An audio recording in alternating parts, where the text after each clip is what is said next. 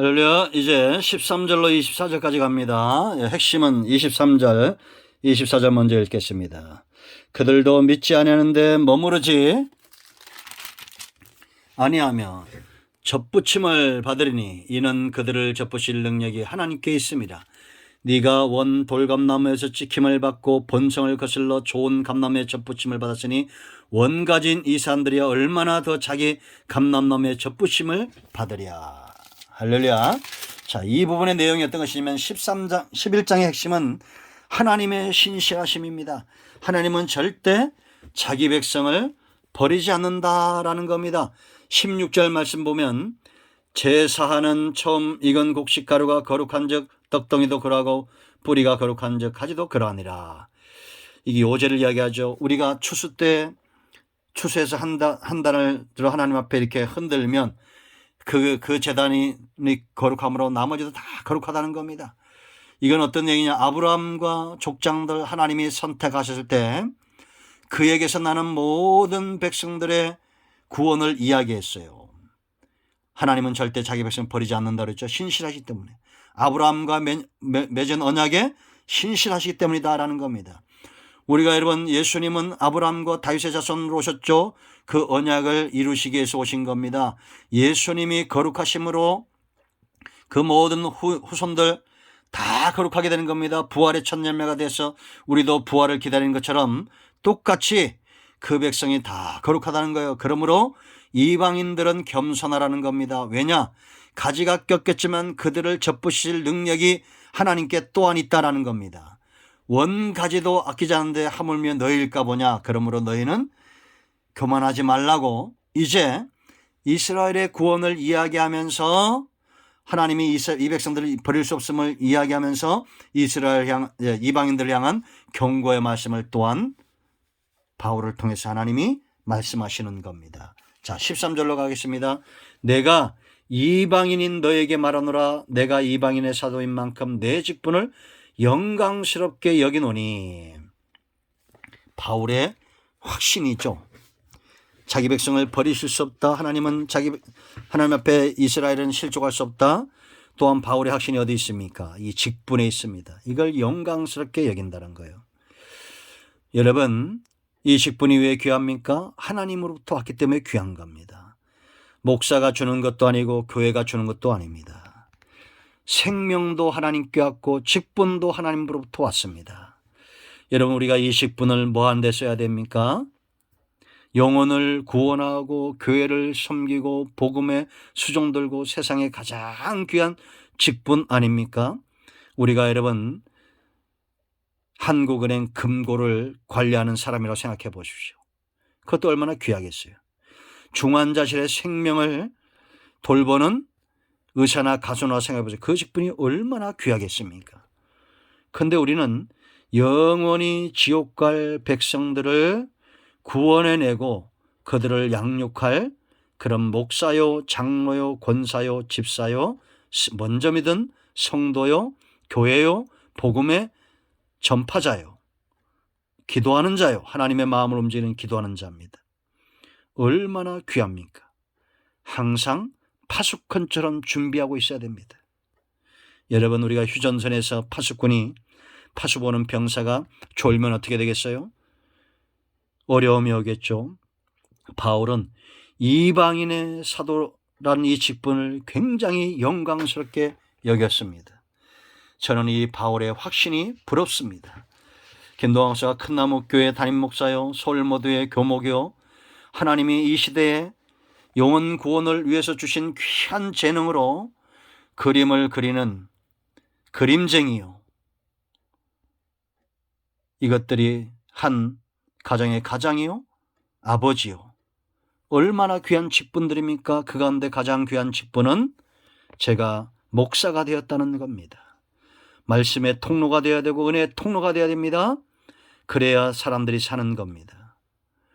여러분들, 제가 세상적인 얘기를 할 때는 가끔씩 말씀도 해주시고 말씀을 잘 준비할 수 있도록 위에서 많이 기도해 주시기 바랍니다. 그는 저를 위하는 길입니다. 저를 위해서 기도해 주시고 말씀의 통로만 되도록 바울은 이 직분을 귀하게 여겼습니다. 여러분이 교회에서 받은 직분들, 세상에서 받은 어떤 직분보다도 귀하게 여기시길 바랍니다. 자, 14절 말씀 보세요. 이는 혹 내 고륙을 아무쪼록 시기하게 하여 그들 중에서 얼마를 구원하려 함이라. 여러분, 바울을 통한 바울의 마음이 아니라 하나님의 마음이 먼저 보여야 됩니다. 그 다음이 바울의 마음이에요. 왜 바울이 이 이방인의 사도의 직분을 귀하게 여겼고 영광스럽게 여겼느냐? 자기가 그 직분을 잘 감당해서 이방인들이 돌아와 신앙이 어떤 것이고 하나님을 제대로 믿는 것이 어떤 것이고 은혜가 어떤 것이고 기도 응답이 어떤 것이고 그거를 깨닫게 된 것을 유대인들이 보고 이스라엘이 보고 그들이 시기하고 그들 가운데 얼마라도 구원했으면 좋겠다라는 겁니다. 여러분, 제가 아버지로 말씀을 드리면 우리 아들이 공황장애가 있죠. 지금은 많이 좋아졌습니다. 그래서 아무래도 제 심장의 가시와 같죠. 그래서 소나무를 그리고 그림을 그리면서 여러분들 위해서 기도하고 그리고 하지만 우리 아들을 향한 것도 있습니다. 이 그림을 볼 때 저 아이가 회복되길 원하고 하나님의 사랑을 알길 원하는 거예요. 그런 목사로서 최선을 다하고 우리가 큰나무교회를 잘 섬기고 하면 우리 가운데 있는 사람들이 회심하고 돌아오고 우리가 이 지역에서 도평리에서 말씀을 잘 전하고 복음을 전하면 이 가운데 얼마가 영적인 삶의 시기함을 갖고 돌아온다라는 거. 우리 교회도 그런 분들이 있지 않습니까? 늦게 돌아와서 지금은 누구보다 열심히 있게 예수 믿는 사람들이 있습니다. 시기 나서 돌아온 듯 돌아오고 사모해서 돌아오고 돌아오는 교회가 되길 바랍니다. 회복되는 교회가 되길 바랍니다.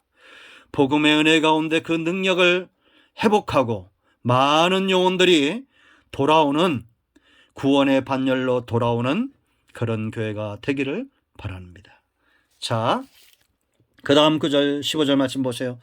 그들을 버리는 것이 세상의 화목이 되거든 그 받아들이는 것이 죽은 자 가운데서 살아나는 것이 아니면 무엇이리요? 라고 말합니다. 아멘. 하나님의 목적은 세상의 화목입니다. 이것을 위해서 예수님이 십자가에서 죽으시고 때로는 바로를 강팍하게 하듯이 예수님 당시에 바리새인들과 서기관들과 세상의 마음을 강팍하게 하고 무리 신앙을 가진 자들이 예수님을 십자가에 못 박으라고 강팍하게 하죠. 그러나 그들의 소리침은 결국은 구속의 역사를 완성시키는 데 쓰임받고 사도행전에 가서 그 무리들이 회심하고 돌아오는 것을 보게 됩니다. 예수 그리스도께서 죽은 자 가운데 다시 살아나고 우리가 삶 가운데서 죽은 자 가운데서 생명력 있는 삶을 살고 장차 부활의 신앙을 소유하고 이것이 바로 세상과 하나님과의 화목의 놀라운 복음이 된다는 겁니다. 하나님의 목적은 하나님과 세상의 화목입니다. 자기 백성들과의 화목에 이게 구원의 원대한 목적입니다. 하나님의 나라는 그렇게 세워질 겁니다. 그러므로 저와 여러분 모두가 우리에게 맡겨진 사역을 귀하게 감당하고 이 사역의 핵심은 하나님과 세상을 화목시키는 화목의 사신이라는 것. 예수님이 화목의 제물이 되셨듯이 이제는 그 제물의 피와 그 능력을 의지하여 세상과 하나님 사이에 서는 영적인 왕같은 제사장들이 되기를 예수님의 이름으로 축복합니다. 아멘. 기도합니다. 하나님, 이 말씀대로 되기를 원합니다. 우리가 세상에서 받은 직분도 귀한데 하나님께 받은 직분을 귀하게 여기고 하나님과 세상을 화목케 하는 직책 가운데 쓰임받게 하옵소서. 예수님의 이름으로 사모하며 축복하며 기도합니다. 아멘. 이제 선포합니다. 나선 예수면 우리 가운데서는 모든 흑암과 병만은 떠나가며 온영과 온마음과 육체는 치유되며 코로나는 19는 물러가며 사망의 권세는 묶임으로 떠나갈지다. 막혀있는 모든 것들은 열려질지다. 예수님의 이름으로 축복하며 취하며 기도합니다. 아멘. 응답되었습니다. 할렐루야.